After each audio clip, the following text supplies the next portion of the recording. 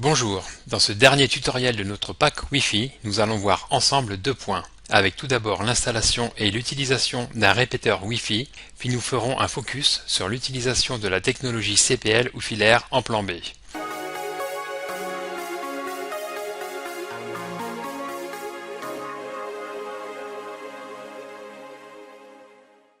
Donc, pour en revenir à la technologie Wi-Fi, si après avoir bien positionné votre box à domicile et avoir trouvé le canal optimal pour ce signal, CF tutoriel précédent, et que vous n'arrivez toujours pas à avoir un débit correct dans une pièce éloignée de votre box, il faudra alors songer à investir dans un répéteur Wi-Fi. En effet, ce dernier vous permettra d'accroître ainsi la couverture Wi-Fi de votre logement. À titre d'exemple, voici à quoi ressemble le répéteur Wi-Fi livré avec la box POP de Free.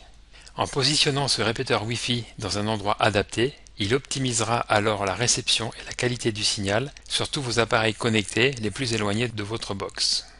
Le plus important est donc de savoir bien positionner son répéteur Wi-Fi dans sa résidence. Pour cela, il est conseillé de se déplacer de pièce en pièce avec son smartphone connecté en Wi-Fi à la box et non en 4G, et ensuite de voir la qualité de réception du signal Wi-Fi. Le répéteur Wi-Fi ne doit pas être positionné bien sûr dans une zone non couverte par le Wi-Fi de la box. Généralement, il ne doit pas être installé à plus de 2 pièces de votre box ou d'un autre répéteur Wi-Fi. Pour faire simple et en règle générale, si vous souhaitez avoir le Wi-Fi dans une pièce éloignée de votre box, il faudra installer votre répéteur Wi-Fi à mi-chemin entre cette pièce précise et votre box. Remarque numéro 1. Si votre résidence est très grande, vous pouvez utiliser plusieurs répéteurs Wi-Fi pour couvrir la totalité de vos pièces. Remarque numéro 2. Dans l'hypothèse où votre logement est câblé en prise Ethernet murale, autrement appelée prise RJ45, vous pouvez alors tout à fait brancher votre répéteur Wi-Fi à une extrémité de votre maison sur la prise Ethernet la plus proche et laisser ainsi une zone blanche où les connexions réseau seront alors impossibles entre ce répéteur et votre box. Zone hachurée en rouge sur le schéma.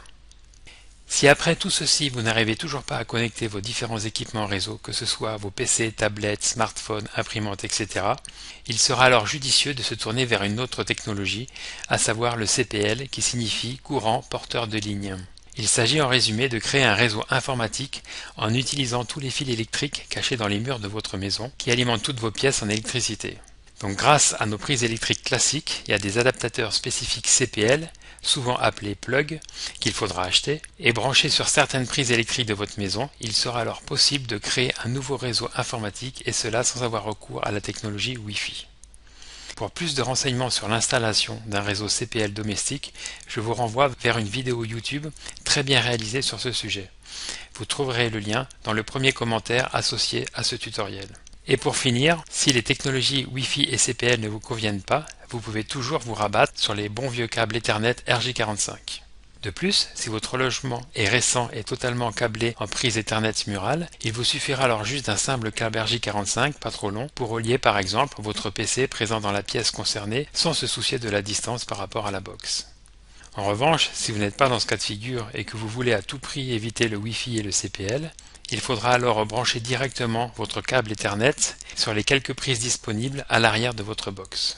Pour information, la longueur des câbles Ethernet ou RJ45 peut aller jusqu'à plusieurs dizaines de mètres en fonction du type de câble utilisé. Voilà, nous sommes arrivés à la fin de ce pack Wi-Fi composé pour rappel de 4 tutoriels vidéo dans lesquels nous aurons abordé ensemble les points suivants. Comment accéder à l'interface d'administration de sa box, comment changer si besoin le nom et le mot de passe de son réseau Wi-Fi, comment vérifier que la méthode de chiffrement utilisée est bien le WPA2, comment désactiver les hotspots et le WPS, comment mettre en place une gestion horaire pour l'utilisation de son réseau Wi-Fi, comment mettre en place un filtrage à base d'adresse MAC ou d'adresse IP, comment bien positionner sa box à la maison, comment connaître la qualité du signal Wi-Fi de son réseau, comment optimiser ce signal si besoin à l'aide d'un répéteur Wi-Fi. Et pour finir, comment utiliser une alternative au Wi-Fi avec le CPL ou le filaire. Pour conclure, j'espère que ce pack Wi-Fi vous aura apporté quelques informations et vous permettra également de télétravailler plus rapidement et de façon plus sécurisée. Il ne me reste plus qu'à vous souhaiter une excellente fin de journée. Au revoir.